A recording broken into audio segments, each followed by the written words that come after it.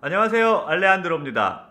오늘은 고프로로 멋진 여행 물놀이 영상 찍는 법에 대해서 한번 얘기를 해보려고 해요. 이제 슬슬 날도 풀리고 다가오는 연휴나 이제 휴가를 위해서 액션캠 고프로 하나씩 준비해가지고 여행지 가셔서 이제 머릿속으로는 와, 이렇게 끝없이 펼쳐진 백사장과 이 멋진 리조트, 이 비싼 멋진 리조트에 진짜 멋있는 여행 영상을 찍어야지 라고 생각을 하지만 막상 찍고 났더니 리조트에 있는 기둥들은 다 뚱뚱한 베울림 기둥들이 되어 있고, 리조트 벽은 다 둥글둥글 왜곡되고, 바닷가 수평성도 이렇게 무슨 대야처럼 보이고, 그 앵글에서 조금만 벗어나도 막 팔은 고무고무 팔에 머리도 막 이렇게 길게 왜곡돼 버리고, 이런 현상들 겪으신 분들 많을 거예요. 스노클링 좋아하시는 분들, 아니면 프리다이빙이나 스쿠버 다이빙 하시는 분들, 바닷가, 해변, 리조트에서 칠아웃 하시는 여행 영상을 만들고 싶으신 분들에게 오늘의 영상, 왜 고프로로 내가 찍은 영상은 구릴까? 다시 수정할게요. 제가 찍은 영상은 좋아요. 왜 고프로로 네가 찍은 영상은 구릴까? 한번 시작해 보도록 하겠습니다.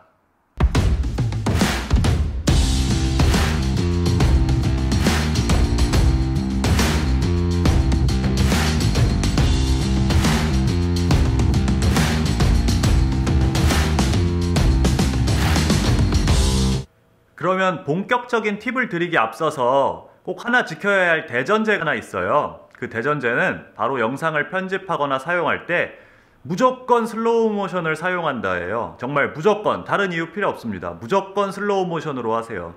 가끔 굉장히 욕심이 지나쳐서 최대한 많은 거를 보여주고 싶은 마음에 여기서부터 저기까지 이동하는데 쫙 다 찍고 그 걸어가는 과정이나 이동하는 과정을 빨리 감기로 다 보여주시는 분들이 계세요. 그 솔직히 되게 없어 보여요. 그렇게 하지 마시고 어떤 가는 길을 보여주고 싶다라고 하신다면은 그 가는 길을 가장 잘 표현해 줄 수 있는 한 컷만 잘라서 슬로우 모션으로 보여주시는 게 훨씬 멋있습니다. 그 슬로우 모션으로 돌렸을 때 장점이 몇 가지가 있어요. 먼저 손떨림을 많이 잡을 수 있어요. 아무리 손떨방이 좋다거나 짐벌을 쓴다고 하더라도 가끔씩 카메라가 튀는 현상이 발생할 수가 있는데, 슬로우 모션으로 진행을 할 경우에는 카메라가 튀는 현상이나 조금 움직이는 그런 것들을 최소화할 수 있고요. 두 번째로 물속 영상을 찍는다고 할 때 열대어들이 산호 주변에 그냥 가만히 멈춰 있는 것처럼 보이지만 사람이 가까이 가면 굉장히 빨리 도망가요. 특히 초보자분들이 첨벙첨벙거리면서 다가간다거나 하면은 순간적으로 도망가는데, 아예 높은 프레임으로 촬영해서 슬로우 모션으로 그 부분을 재생하면은 조금 더 멋있는 영상을 잘 찍을 수 있습니다. 그리고 세 번째로는 사람도 아무리 수영을 잘한다고 할지라도 그냥 찍은 프레임 그대로 영상으로 사용하게 되면은 되게 없어 보일 때가 많이 있어요. 막 허우적거리는 모습처럼 보일 때도 있고, 다만 이제 슬로우 모션을 사용하게 된다면은 조금 더 우아하게 천천히 아름답게 표현을 할 수 있기 때문에 물속에서 특히 무조건 슬로우 모션으로 진행하시길 권해드립니다. 자, 그럼 슬로우 모션으로 진행하기 위해선 어떻게 해야 될까요? 그러려면 먼저 고프로의 해상도와 이제 프레임 수에 대해서 좀 고민을 해보셔야 될 것 같은데, 최소한 60프레임 이상으로 찍기를 권해드립니다. 그러니까 해상도에 따라서 프레임 수는 조정이 가능해요. 예를 들어서 최소한 60프레임으로 찍는다고 하면은 가장 높은 해상도인 4K 60프레임으로 찍거나 혹은 그 이상 2.7K 120프레임으로 촬영을 하게 되는데, 저 같은 경우에는 개인적으로 2.7K 120프레임을 더 선호하는 편입니다. 특히 물속 영상을 찍을 때 스피드 램프라고 하는데, 이런 거 있죠. 빠르게 슉 하다가 천천히 막 슉 하다가 이런 스피드 램프 편집하기에 굉장히 좋아요.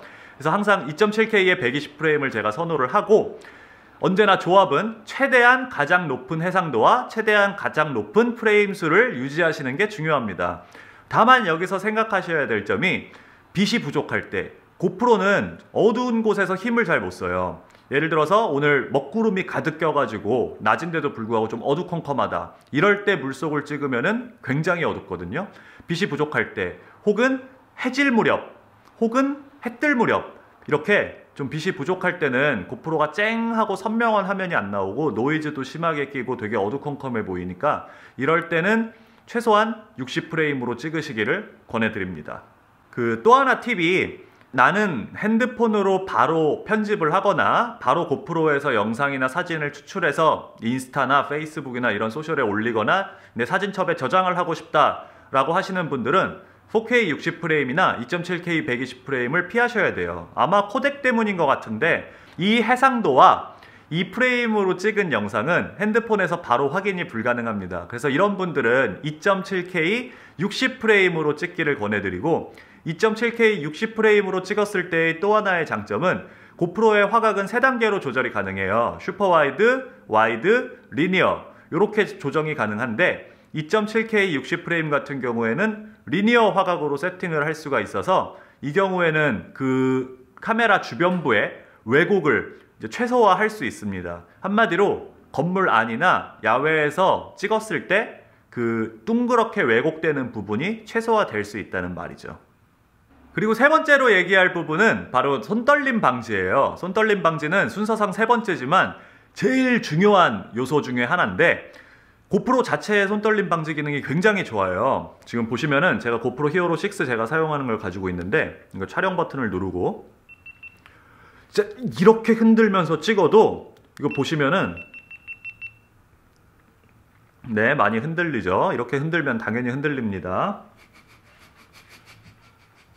그래도 진짜 좋습니다.